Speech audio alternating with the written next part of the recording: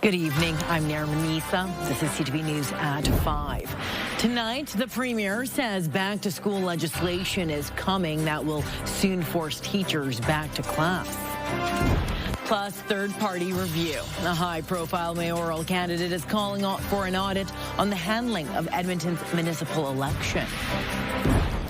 And bonding over baseball. How some local Blue Jays fans are celebrating seeing their team make it to the World Series. CTV Edmonton, local breaking news with Nariman Issa. Premier Danielle Smith says a bill to force Alberta teachers back to work will be introduced Monday. Meantime, thousands of teachers and their supporters rallied outside the legislature today. That's where CTV's Evan Kenny joins us live from the legislature. And Evan, how are people feeling there today? Nariman, they're telling us that they're feeling disrespected. However, they are ready to get back to work. So while all these people were outside rallying, the province released its agenda for this session of the Legislative Assembly, and that included a motion to introduce Bill 2, which would send teachers back to the classroom. Thousands of teachers, parents, and students gathered around the legislature, asking for a fair deal before they head back to the classroom. It's really hard on us, and it's really hard on our students. We're just a bunch of teachers, and we want our kids to be supported in the schools, and we want the government to listen to what we're saying. But the province has different plans. They were serious about getting the kids back in class. The UCP government is introducing back-to-work legislation Monday. It also plans to pass legislation to fast-track this process. We know that this strike is causing harm to kids. We know it's causing harm to teachers since there isn't a strike fund, and we want to be able to end it for the sake of both frontline teachers as well as students. Teachers tell us they want to be back in the classroom, but not like this. For me, it just shows that they're not willing to listen to us and listen to the public and really understand what is going on in the schools. Parents we spoke to feel the same. I think it's good if they go back to school, but not without an actual deal. If they're forced to go back, it's just going to lead back to another strike, is my opinion. As for when kids could be back in class, Premier, when are schools going to open? Parents all want to know that. That is still up in the air. And with the bill being tabled on Monday, it's still unclear when it will be passed or, like we said, when students will be back in the classroom. Now, the Alberta Teachers Association says it's aware of this legislation, and since the bill has not been tabled yet, its full implications for teachers are unclear at this time. Nariman? All right, thank you. That's Evan Kenny reporting live for us from the legislature. Alberta's chief electoral officer has approved a petition to recall Alberta's education minister. Dimitrios Nicolaides is the MLA for Calgary-Bow. The applicant now has until January 21st to collect just over 16,000 signatures from people in the riding. This is the first recall petition that's been approved under the Recall Act. The government also laid out its priorities for the fall session in a speech from the throne. It touched on many different topics, but Alberta's energy sector and sovereignty got the most mentions. As CTV's Jeremy Thompson reports, the first piece of legislation also addresses Alberta's autonomy. A warm welcome for Naheed Nenshi in the legislature to start the fall session. It's been 16 months since he took over as leader for the New Democrats. And now is here to claim the right to take his seat. Congratulations, honorable member. Lieutenant Governor Salma Lakhani's throne speech on behalf of the UCP government touched on building roads and schools, progressing a passenger rail plan, and spending more on police. Alberta's autonomy and energy sector took center stage. Alberta's energy resources are a national treasure that can and must be developed aggressively. Alberta is winning and will continue to win this battle for our freedom and provincial rights. Provincial authority is also the focus of the government's first bill of the session. And that authority cannot be signed away by Ottawa.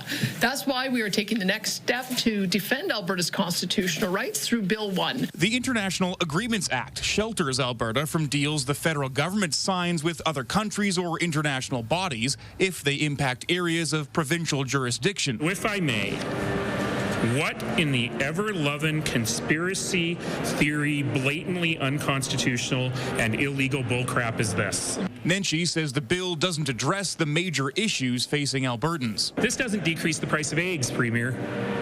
This doesn't make the cost of living any better. This doesn't fix public education, and this doesn't fix health care, and it isn't worth the paper it's printed on. Premier Smith defended her decision to prioritize provincial rights while a teacher strike nears the end of its third week. Well, we have a legislative agenda that wasn't foreseeing that we would be in the middle of a teacher strike. So Bill 2 is the Back to School Act, which will address that. Jeremy Thompson, CTV News, Edmonton. Police have arrested an Alberta teen on terrorism and child pornography offences.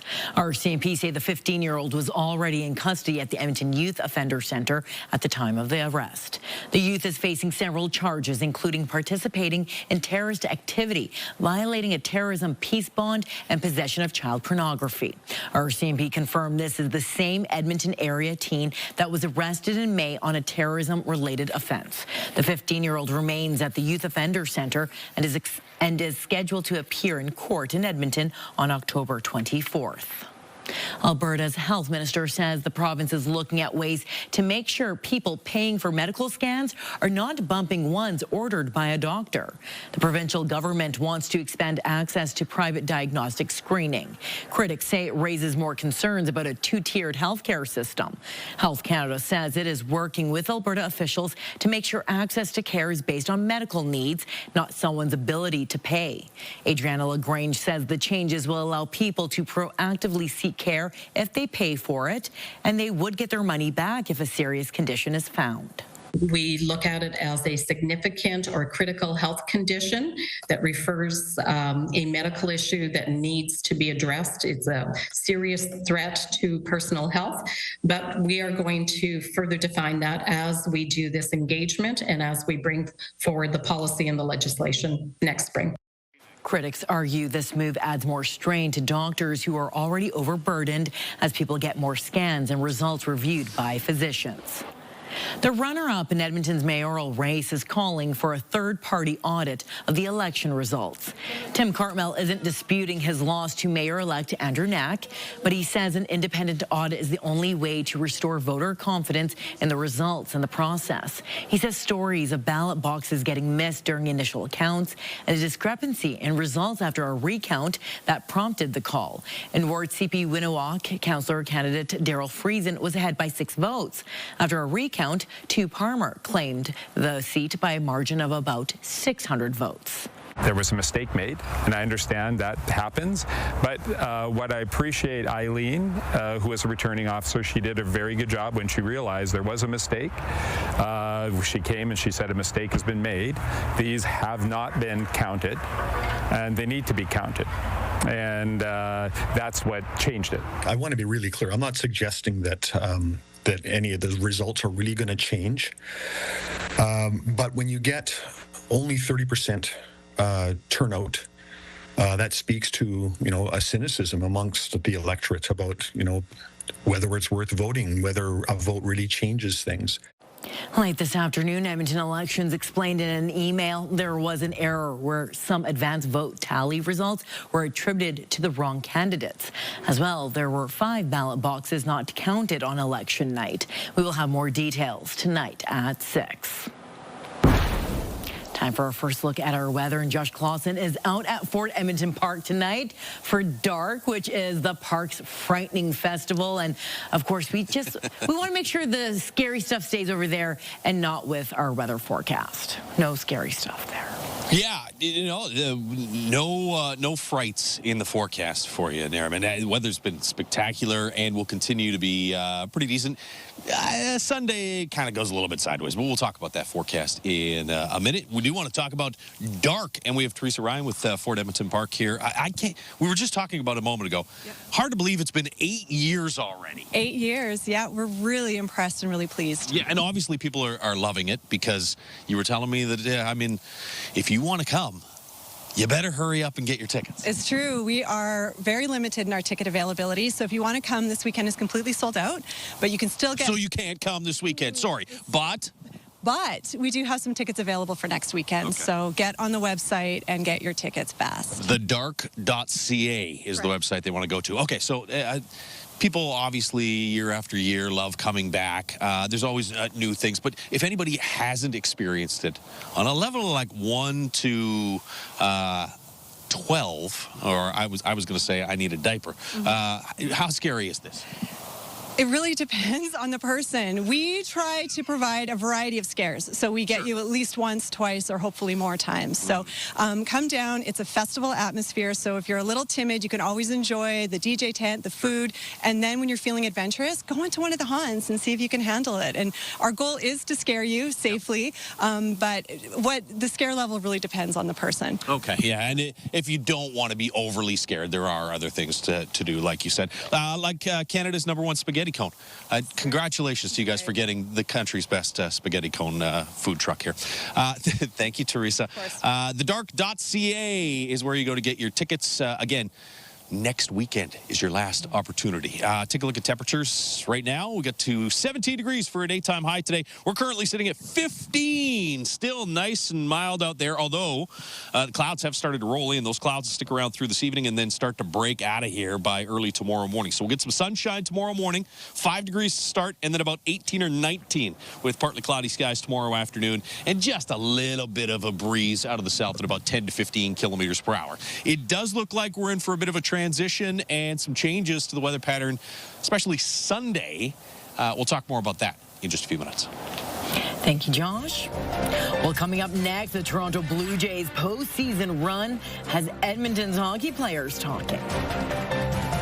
Like only having one Canadian team, it kind of brings the whole country together, which is special.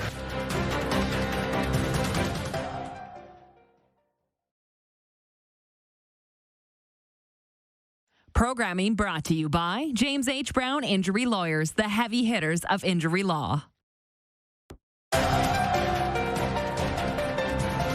You're watching CTV News at 5. The World Series begins tomorrow night between the Toronto Blue Jays and the Los Angeles Dodgers. Now, the Jays' run has brought generations of fans together. This includes an Edmonton father and son duo who got to see the Jays advance in person. CTV's Brendan Purdy has their story. For the Jolly family, baseball is more than just a sport. Baseball's kind of always been my life from the start, as long as I can remember. It's a love that was passed down by Brad's father, Rob, a Blue Jays season ticket holder for the last 3 decades. Extremely exciting, extremely rewarding, and really just a heck of a lot of fun. He loves being down here. Brad wasn't born the last time the Jays made the World Series. In 1993, Joe Carter hit the biggest home run in team history. Here's the pitch on the way, a swing and a belt, left field, way back, Blue Jays win it! A bittersweet moment for the elder Jolly, who had tickets to a Game 7 that never was. Going into the game, I felt like, who do I really want to win here? I could go to a Game 7 if the Jays don't win, and that was an unfortunate way to feel. 32 years later, he wasn't missing another shot at seeing the Jays play a Game 7. And was rewarded with one of the most memorable moments in team history. A swing and a fly ball to left field.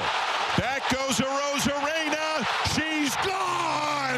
It all came together into this one moment where, him and I are together at Game 7, and we just won it, and we were there live. And, I don't know if we'll ever be able to, replicate that again. Between work and Brad's playing with the Collegiate Hawks, the Jollies will take in the first games of the World Series at home or at Remax Field's watch party. A lot of screaming, a lot of yelling. Guys are going crazy, definitely not holding back.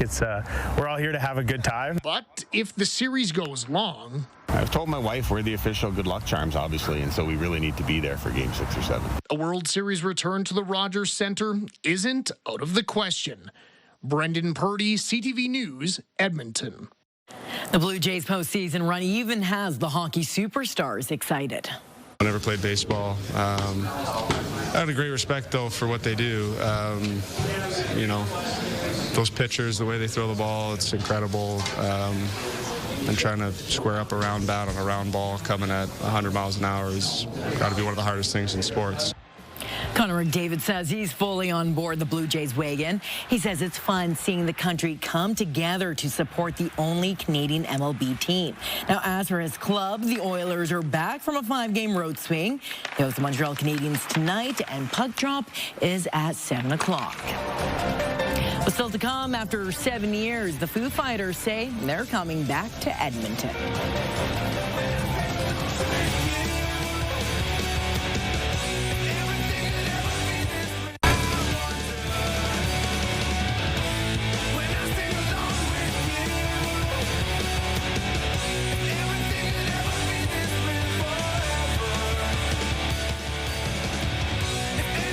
Rock band The Foo Fighters are coming to Edmonton. They announced an Edmonton date for September 17th, 2026. Now, it's part of the Take Cover tour promoting their new album, which is out today. Queens of the Stone Age will open for them. The Foo Fighters last played in Edmonton at Rogers Place in 2018. This time, it will be at Commonwealth Stadium. Pre-sale begins Wednesday next week, and general tickets go on sale on the following Friday on October 31st. All right, let's head back to dark at Fort Edmonton Park. Josh, let's talk about the weather. I know a lot of people have some, Halloween festivities this coming weekend. What can we expect weather-wise? Yeah, I think Saturday will be the nicer of the 2 days. Certainly the one that is less likely to feature some rain and probably the warmer of the 2 days as well. So we'll show you the 5-day forecast in a moment. I think Sunday's the start of a cool down that'll push temperatures back into the 7 to 11 degree range, so a lot closer to average. Today, way above average. If you look right now through the Action Furnace River Valley Skycam, Action Furnace fixed right or it's free. 15 degrees under mostly cloudy skies. We got to 17 for a daytime high earlier today, so 8 degrees above average.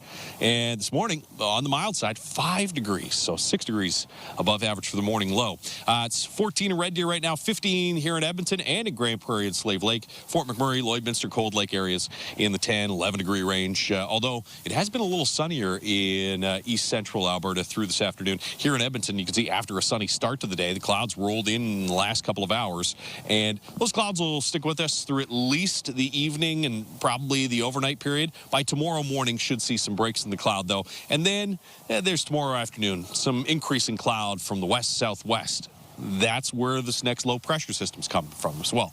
The upper ridge breaks down. So one of two lows moves into Alberta on Saturday. There's 4 a.m. Most of the rain, probably all of it, will be off to the west and northwest of the city. I've put a slight chance of a shower in the forecast for early Saturday morning in Edmonton, but look at the clearing that takes place in the afternoon as the rain moves off into northeastern Alberta, and we should see some sunny breaks. Here comes the next system, and that one will very likely give us some showers or some periods of rain on Sunday. Timing's still a little bit up in the air, and so is precipitation type. I think it's probably rain in Edmonton. Off to the west and northwest of the city, though, could see it flip over to some snow for the end of the day Sunday. 5 degrees in Edmonton tomorrow morning, as well as 3 in Fort McMurray and 5 in Red Deer. Your daytime highs, somewhere in the low to mid-teens in northeastern Alberta. Grand Prairie a bit cooler, extra cloud cover there, so only around 11 or 12 for a high. Jasper's well at about 12 or 13 degrees. Close to 20 in Red Deer and Coronation and in Lloydminster. You'll get into the mid-teens tomorrow. We'll be around 10 degrees at 9 o'clock tonight. Clouds stick around through this evening, and then sunny to start tomorrow. Up to 18, maybe even 19 degrees tomorrow afternoon, and then some increase in cloud late in the day. 13 on Saturday, 9 on Sunday, so no worse than about average for Sunday, Monday, Tuesday, but certainly a lot cooler than it has been the past couple of days. And what we're expecting for tomorrow, that likely sticks around through all of next week. Right now, your Halloween forecast has temperatures somewhere in the 10 or 11 degree range for a daytime high Friday of next week. So one more really warm one tomorrow, and then things start to turn. There. Thank you, Josh. The University of Alberta's hockey teams are moving to Nisku temporarily. The Golden Bears and Pandas hockey squads will play in the Silent Ice Centre next season, while Claire Drake Arena gets a facelift. The U of A says the aging facility needs updating. That's about 8 to 10 months of work that includes fixing sewage and drainage. Students will have access to buses taking fans from campus to Nisku. U of A hockey teams have called Claire Drake Arena home for more than 60 years. Well, when we return, a piece of Edmonton's history marks a new milestone and celebrates what makes it unique.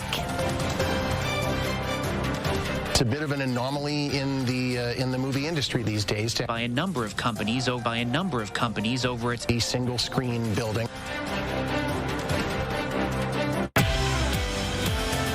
Friday on Your Morning, how to get your car winter ready. Plus, booksellers are seeing a spike in romance and fantasy novels.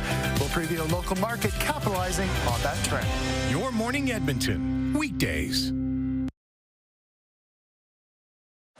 Edmonton's only operating historic movie theater is celebrating a major milestone soon. The Garneau Theater turns 85 tomorrow, and the people who work there say it's pretty special that the old theater is still drawing crowds. CTV's Connor Hogg has more. For 8.5 decades, the Garneau Theater marquee has lit up the top of Walterdale Hill. Today, a special anniversary advertised on the awning. There's a lot of nostalgia, and there's a lot of memories in this building. The Garneau has outlasted all of its contemporaries. The Princess Theatre is closed, and the Roxy has been converted into a live venue. So these are just some historical photos of the Garneau Theatre very shortly after it opened up. The theatre opened in 1940. It's been operated and maintained by a number of companies over its 85-year history, lasting past the age of the multiplex and into the streaming era. It's a bit of an anomaly in the movie industry these days to have a large capacity single screen building. The Metro Cinema organization took over operations of the Garneau Theatre in 2011. They say the key to continually attracting new audiences is by offering an eclectic mix of programming and the kind of communal experience you can't get from sitting on the couch. People spend a lot of time multitasking. This is a place where you can come and give yourself time to just relax into a movie. The theater's operators say its 35mm projectors add to that ambiance in an increasingly digital age. There's something nostalgic about seeing that sort of warm, kind of grainy film look. The Garneau Theatre will celebrate its 85th anniversary Friday with a 12-hour movie marathon, spanning a gambit of genres and generations and introducing people to something they may never have seen. How does that make you feel? It's what I live for, honestly. Many generations of people that have, strong, wonderful memories of coming to this building, and that's a pretty special thing, I think. The people behind the Garneau say they hope to remain a part of the city for years to come. Connor Hogg, CTV News, Edmonton. Well, that's our show for tonight. Thank you so much for watching. CTV National News is next. Good night.